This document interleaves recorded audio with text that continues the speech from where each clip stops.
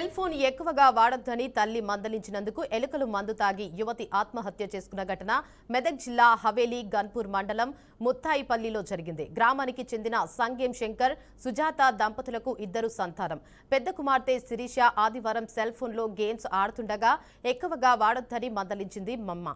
ఇక దీంతో మనస్తాపానికి గురైన శిరీష ఇంట్లో ఎలుకల మందు తాగి ఆత్మహత్యకు పాల్పడింది. కుటుంబ సభ్యులు గమనించి మెదక్ జిల్లా ఆసుపత్రికి తరలించగా చికిత్స పొందుతూ మృతి చెందింది. మృతురాలి తండ్రి ఫిర్యాదుతో కేసు నమోదు చేసి దర్యాప్తు చేస్తున్నట్లు ఎస్ఐ సత్యనారాయణ తెలిపారు.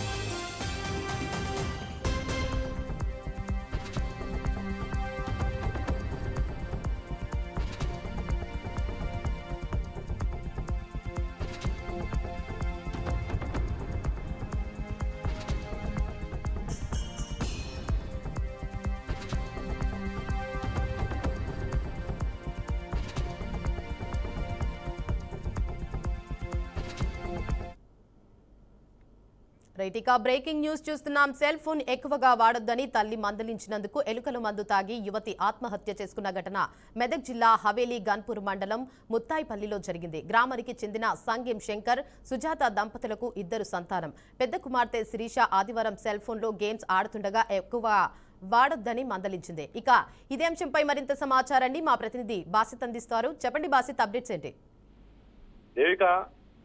మొబైల్ ఫోన్ వాడొద్దని చెప్పి యువకులు చెప్తున్నా అని వాళ్ళు పట్టించుకోకుండా ఉండడంతో అదే ఈ నేపథ్యంలోనే మొన్న రాత్రి మొబైల్ ఫోన్ వాడొద్దని తల్లి మందలించగా ఎలుకల మందు తాగి ఒక యువతి ఆత్మహత్య చేసుకున్న ఘటన ఈ మెదక్ జిల్లా హవేలీ గణపురం మండలం ముత్తాయిపల్లిలో చోటు చేసుకుంది. ఈ స్థానిక ఎస్ఐ సత్యనారాయణ తెలిపిన వివరాల ప్రకారం అయితే ప్రస్తుతం గ్రామానికి చెందిన సంగం శంకర్, సుజాత దంపతులకు ఇద్దరు సంతానం. ఆ పెద్ద కుమార్తె శిరీష 19 సంవత్సరాలు ఉంటుంది. ఆదివారం ఆ చరవాణిలో గేమ్స్ ఆడుతుండగా తరచుగా ఆమెను మందలించినా కానీ పట్టించుకోవడంతో కొంచెం గట్టిగా మందలించడంతో నువ్వు ఎక్కువ ఫోన్ వాడుతున్నావు అని చెప్పి తల్లి మందలించింది. ఆ మందలించిన నేపథ్యంలోనే దీంతో మనస్తాపానికి గురైన ఆ శిరీష ఇంట్లో ఉన్న ఎలుకల మందు తాగి ఆత్మహత్య పాల్పడింది. కుటుంబ సభ్యులు కూడా గమనించి ఆ మెదక్ జిల్లా ఆసుపత్రికి కూడా తరలించారు. చికిత్స పొందుతూ సోమవారం రోజు ఆమె మృతి చెందినట్టు మనకు సమాచారం అందింది. ఈ మృతురాలు వివరాలపైన కేసు నమోదు చేసుకుని స్థానిక పోలీసులు దాని మీద కేసు నమోదు చేసుకుని దాని మీద ఫిర్యాదు తల్లిదండ్రులు ఇచ్చిన ఫిర్యాదుతోని ప్రస్తుతం అయితే విచారణ చేపట్టారు.